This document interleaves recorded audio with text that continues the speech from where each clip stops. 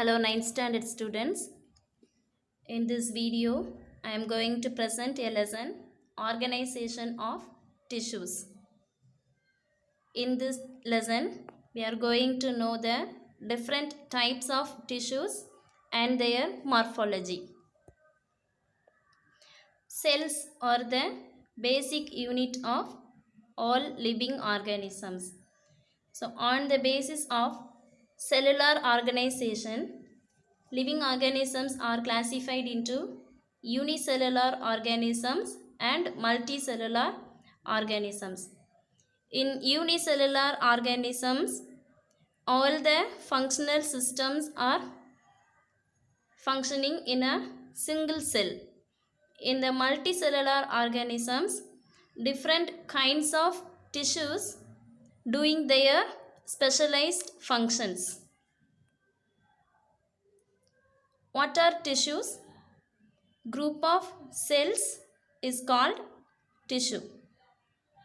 An organ is a structure made up of collection of tissues.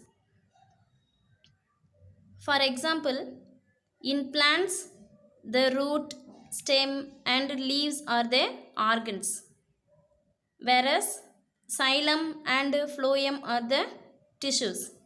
These xylem and phloem tissues are made up of different kinds of cells with respective functions. In animals, the organs are heart, kidney, lungs. So these are the different organs made up of tissues. These tissues are made up of group of cells. So organs consist of tissues made up of epithelial cells, gland cells and muscle cells. So in this chapter, we are going to see about the different types of plant and animal tissues and how they are modified to coordinate and doing the main functions. Plants are made up of vegetative and reproductive tissues. Root, stem, leaves are the vegetative tissues. Then flowers, seeds, fruits are the reproductive tissues. So in general, plant tissues are classified into two types, namely meristematic tissues and permanent tissues. Meristematic tissues. The term meristem is derived from the Greek word meristos.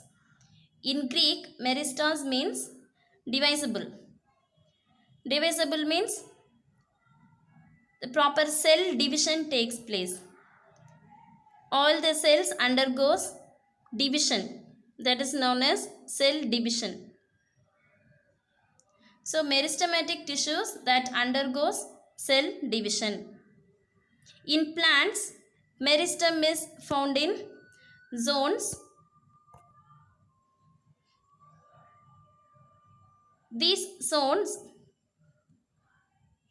In these zones, growth can take place. For example, tip of stem root, known as apex of stem root. Then leaf primordia. Leaf primordials means new leaves at the tip of the plant. Then vascular cambium. Vascular cambium contains xylem and phloem tissues. Then cork cambium. Cork cambium are the outer surface of the stem. So these are the zones where growth takes place in plants. Now, characteristics of tissues. Meristematic tissues are living cells. These cells are small, oval, polygonal or round in shape. These are thin-walled cells. The cell walls in meristematic tissues are thin. They have dense cytoplasm with large nucleus and a small vacuole. Normally, plant cells have cell wall and vacuoles. Then, these meristematic tissues undergoes cell division. So, mitotic cell division takes place in these meristematic tissues. In this same lesson, we will learn about the mitotic cell division in detail. Then these meristematic tissues do not store food material. Now, types of meristems. So, meristematic tissues can be classified into three on the basis of their position. So, on the basis of their position in the plant, meristems are of three types: apical meristem, intercalary meristem, and lateral meristem. The apical meristem cells are in the growing points of root and shoot. These meristematic tissues bring about increase in length. So these apical meristematic cells are responsible for increase in length. Next, intercalary meristem. Intercalary meristem is found at the base of leaf in plants like pinus, or at the base of internodes in the plants like grasses. So nodes, internodes means the gap between the two nodes known as internodes. Then lateral meristems. In this lateral meristems, the cells are arranged parallel to each other. So it is responsible for the thickness of the plant part. So meristematic tissues are of three types: apical meristem, intercalary meristem, and lateral meristem. Functions of meristems. These meristems are dividing cells. So cell division takes place in this meristematic tissues. So they are responsible for primary and secondary growth of the plant. In this primary growth, elongation of the plant parts takes place. Then in the secondary growth means thickening of the plant parts. Second type of plant tissues are permanent tissues. Permanent tissues in a plant contain non-dividing cells. So, there is no growth takes place in this permanent tissues. The cells of the permanent tissue are derived from the meristematic tissues. Permanent tissues are of two types, namely simple permanent tissues and complex permanent tissues. First, simple permanent tissues. Simple permanent tissues are homogeneous tissues because the cells in the simple permanent tissues are structurally and functionally similar cells. These are three types: parenchyma, collenchyma, and sclerenchyma. Parenchyma. Parenchyma cells are simple living cells. These are thin-walled cells. They are oval, round, or polygonal in shape. In aquatic plants, the parenchyma possesses intercellular air spaces. They are known as aerenchyma. This is responsible for floating of aquatic plants. When these parenchyma cells exposed to light, these cells develop chloroplast, and these cells are known as chlorenchyma. Then these cells may store water in xerophytic plants. Xerophytic plants means desert plants. So in this desert plants, the parenchyma cells store water. Functions of parenchyma.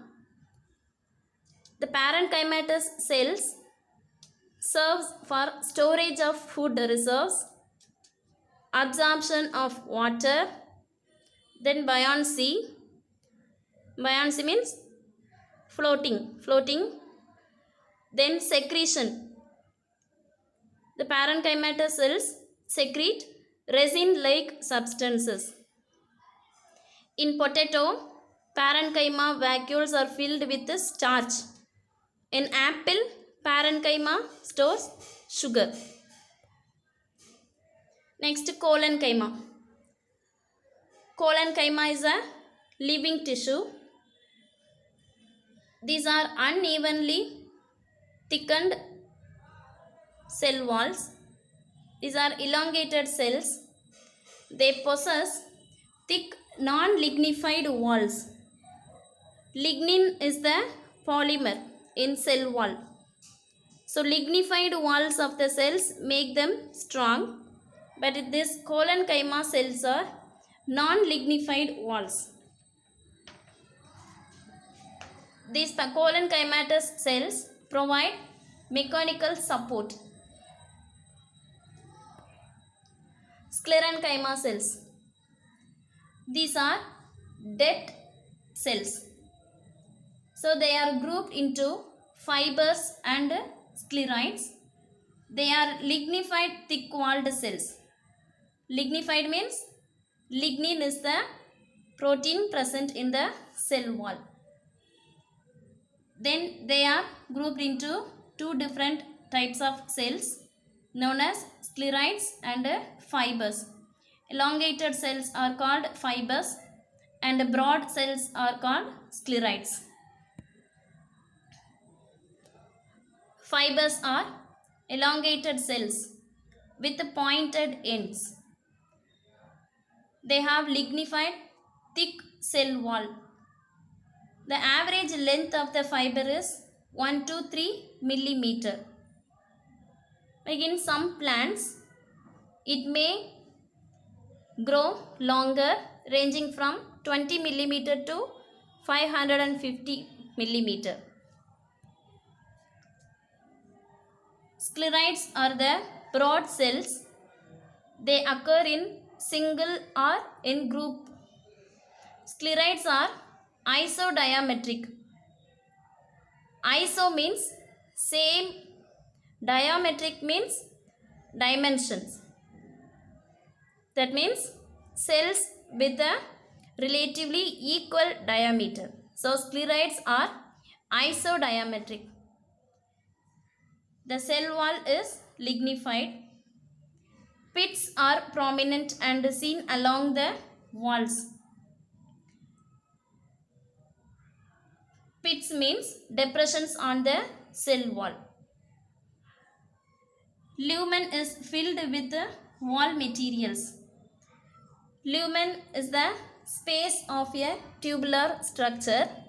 This space filled with wall materials. So sclerites also common in fruits and seeds because these are dead tissues. Complex permanent tissues. The complex tissues are divided into two groups, xylem and phloem. So complex tissues are made of more than one types of cells. So these different kinds of cells work together as a unit. These complex permanent tissues contains parenchyma and sclerenchyma cells.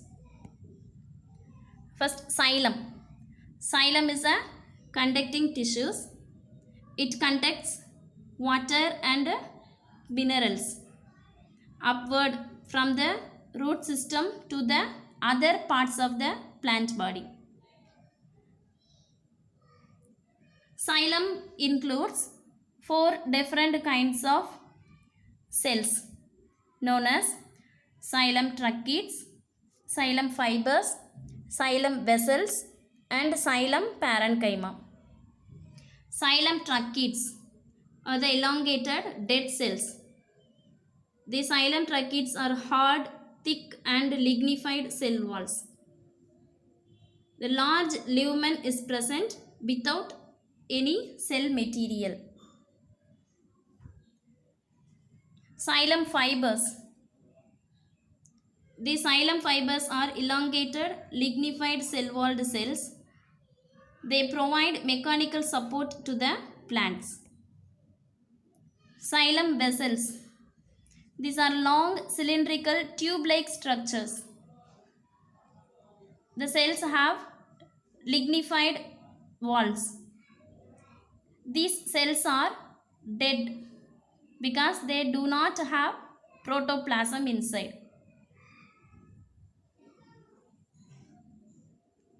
Then there looks like a water pipe because the wall of the xylem vessels partitions and perforated. Perforated means they have holes like a pipes. So they looks like a water pipe. Xylem parenchyma. These are living cells. Then cell wall is thin. They store starch and fatty substances. Phloem. Phloem is a complex tissue and consists of four elements: companion cells, phloem fibers, phloem parenchyma, and phloem fibers. Sieve elements. These are conducting elements. These phloem collectively called as sieve elements. Sieve tubes are elongated tube-like cells. The main function of sieve tube is translocation of food from leaves to the storage organs of the plants. In the leaves, chloroplast is present. So with the help of chloroplast, leaves prepare their own food. So the food prepared in the leaves translocate from the leaves to the storage organs of the plants. Companion cells. These are elongated cells. The companion cells are accompanying with the sieve tube elements. So mother cells forming companion cells. Phloem parenchyma. Phloem parenchyma are living cells. They have cytoplasm and nucleus. They store food materials. Phloem fibers. These are sclerenchymatous cells. Sclerenchymatous cells are dead cells. These are associated with phloem. They have elongated cells with lignified cell wall. They provide mechanical support. Now, can we tabulate the differences between xylem and phloem? Xylem conducts water and minerals. Phloem conducts organic solutes or food materials. In xylem, conduction is mostly unidirectional, single direction, from roots to the apical parts of the plant. So, water absorbs from the root, then water transported from the root to the other parts of the plant in a single direction. In phloem, conduction may be bidirectional, from leaves to storage organs and growing parts, or from storage organs to growing parts of plants. So in this phloem, conduction takes place in two directions. In xylem, conducting channels are tracheids and vessels. In phloem, conducting channels are sieve tubes. There are four components in the xylem are tracheid, vessels, xylem parenchyma, and xylem fibers. In phloem, four components are sieve elements, companion cells, phloem parenchyma, and phloem fiber. Next, can we tabulate the differences between meristematic tissues and permanent tissues? In meristematic tissues, cytoplasm is denser and vacuoles are nearly absent. But in permanent tissues, they have a larger vacuole and they are living permanent cells. Intercellular spaces absent in meristematic tissues. Intercellular spaces are present in the permanent tissues. The component cells are small, spherical or polygonal and undifferentiated. But in permanent tissues, component cells are large, differentiated with different shapes. Cell wall is thin and elastic. In permanent tissues, cell wall is thick. Meristematic tissues, nucleus is large and prominent. Permanent tissues, nucleus is less conspicuous. Cells grow and divide regularly. In permanent tissues, cells do not normally divide. Meristematic tissues provides mechanical support and elasticity to the plant body. But in the permanent tissues, they provide only mechanical support. Okay children, we will meet in the next video. Thank you.